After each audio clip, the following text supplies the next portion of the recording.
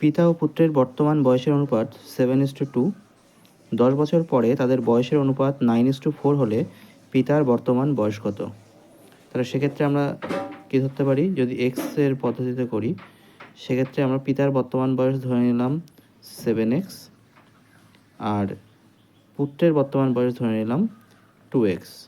তাহলে 10 বছর পরে পিতার বয়স কত হবে? 7x + 10, আর পুত্রের বর্তমান বয়স কত হবে? 2x + 10। প্রশ্নে বলেছে যে 7x + 10 বাই 2x + 10 এই অনুপাতটা হচ্ছে 10 বছর পরে 9/4, 9:4। তাহলে এটাকে ক্যালকুলেশন করে এক্সের একটা মান পাবো। সেই মানটাই আমরা এই সমীকরণে বসিয়ে 7x এবং 2x-এ পিতা ও পুত্রের বর্তমান বয়স পাবো। এটা সমাধান করা যেতে পারে। আচ্ছা, এইভাবে না করে অর্থাৎ এক্স না ধরে কি আমরা করতে পারি? তাহলে সেটা দেখা যাক যে করা যায় কি না। সেক্ষেত্রে অনুপাতের নিয়মে আমরা করব। ব্যাপারটা কেমন? পিতা ও পুত্রের বর্তমান বয়সের অনুপাত 7:2। 10 বছর পরে তাদের বয়সের অনুপাত হচ্ছে 9:4। তাহলে এখান থেকে এটুকুর ব্যবধান কত? 10 বছর, 10 ইয়ার্স। এই যে গ্যাপটা, এবার ভালো করে দেখা যাক, এই যে গ্যাপটা 2 থেকে 4 আসছে, ব্যবধান কত? 2 বা 7 থেকে 9, অর্থাৎ আগে ধরা যাক যে 7 ইউনিট বয়স ছিল বাবার, এখন 9 ইউনিট, তাহলে 2 ইউনিট বাড়ছে। এখানেও আগে বয়স ছিল ছেলের 2 বছর, এখন বয়স হচ্ছে 4 বছর বা 4 ইউনিট, তাহলে বেড়েছে কত? 2 ইউনিট। তাহলে দুদিকেই 2 ইউনিট 2 ইউনিট করে বাড়ছে।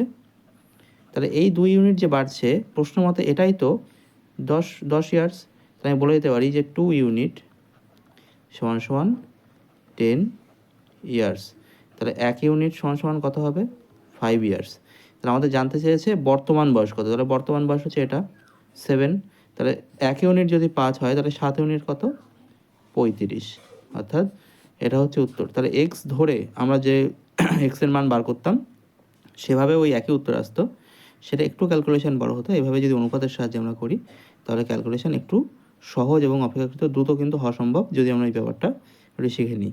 তাহলে একই অঙ্ক আরেকটা দেখা যাক, একটু ধরন আলাদা। কেমন আলাদা?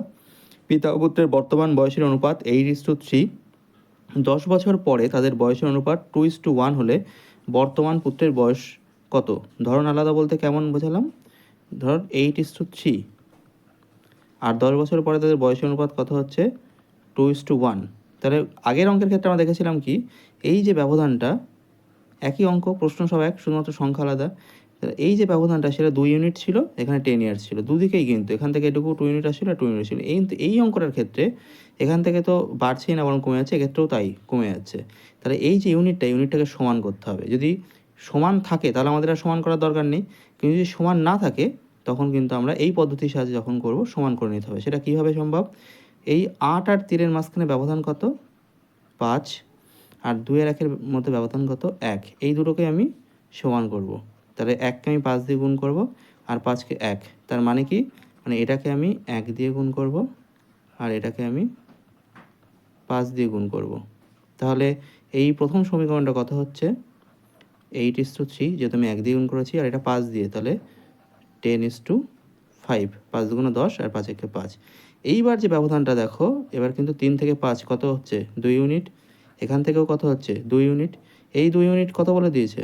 10। তাহলে আগের মতো হয়ে গেল। তাহলে 1 ইউনিট সমান কত? 5। তাহলে 1 ইউনিট যদি 5 হয়, জিজ্ঞাসা করেছে কি বর্তমানে পুত্রের বয়স কত। তাহলে বর্তমানে পুত্রের বয়স কোনটা? এটা। তাহলে 3 ইউনিট সমান কত? তাহলে 3 ইউনিট সমান হচ্ছে 15 বছর। তাহলে এটাই হচ্ছে উত্তর। তাহলে একই পদ্ধতিতে তোমরা এই যে অঙ্কটা আছে, এই অঙ্কটা অনুপাতের নিয়মের সাহায্যে সমাধান করে আমাদের কমেন্টে জানাও।